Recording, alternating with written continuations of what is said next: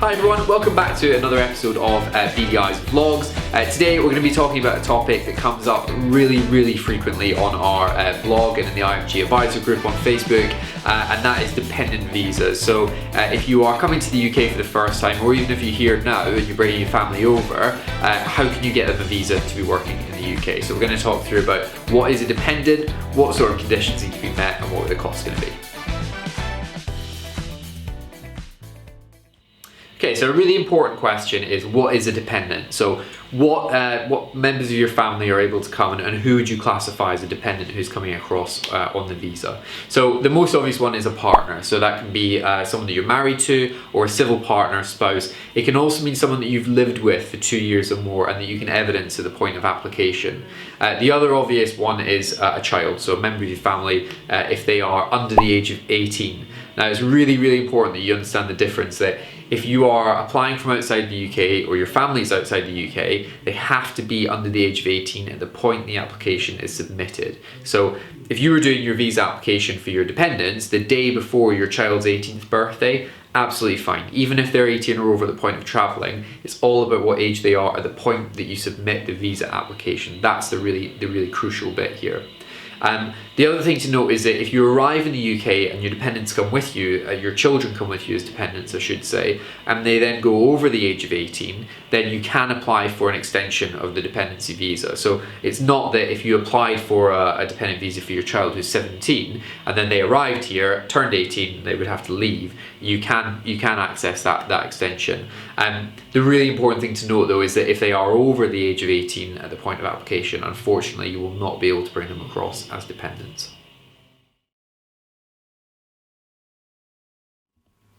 Okay, so in terms of what you're going to need, another really important part is how much money you can evidence in your account. So obviously the British government don't want people to arrive and then not have any money to pay for things like food and accommodation. So you need to provide some evidence that you have enough money in your account to cover your stay in the UK. Now, that money needs to be in your account for at least 28 days in a row, and you need to evidence as the main applicant that you have £1,270 available. So obviously when you land you can use that money for various costs that you'll have.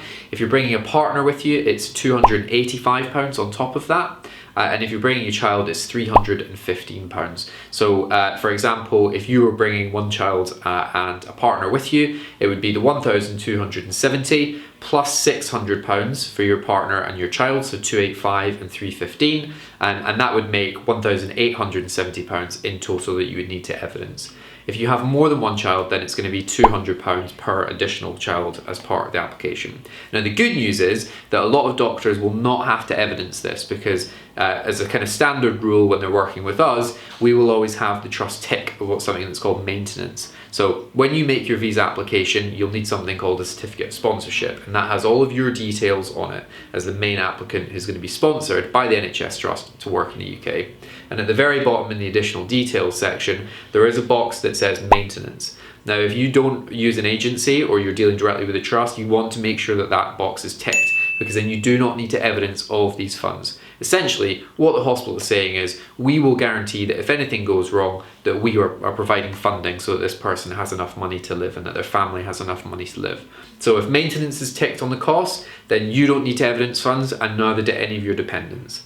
One thing we didn't mention in the last section is that we get a lot of questions about whether or not people can bring parents as dependents. Technically speaking, it is extremely difficult to evidence a parent as a dependent. If they have a severe disability or financial, then it is in very rare cases possible, but I think it's safe to presume that you will not get a parent approved as a dependent as part of your visa. It has to be a spouse or partner or a child as part of your dependent visa. It's not going to happen under any other circumstance. So if that is an issue for you prior to thinking about moving to the UK, maybe you want to reevaluate your decision. But in terms of the costs, those are the ones that you're going to need to prove. But as I've just mentioned, hopefully it's not something that you need to cover off, because we'll make sure that maintenance is ticked for you. Okay, so other than proving that you have the money to support yourself and your family when you arrive in the UK, you'll also have to provide some documents to confirm identity. So your family and yourself will be asked to go and do fingerprints and biometrics at an appointment, and you'll also have to pay a visa application fee. Now, for doctors, and obviously we deal specifically with medical staff, that's something that's on the shortage occupation list in the UK. So the fee for you guys is going to be quite significantly less than for people from other occupations and other sectors. So £464 is the cost of your visa per person. It's going to be, that's if you're applying for up to 3 years, and it's going to be £928 if it's going to be for the kind of 3 to 5 year period. Really important to note that the international health surcharge for doctors is no longer applicable, which is great news. I know it's something that a lot of people have campaigned about for a long time. So really at this stage, the visa application costs and then having the money for your maintenance, those are the big outlays that you're going to have to bear in mind when you make this application.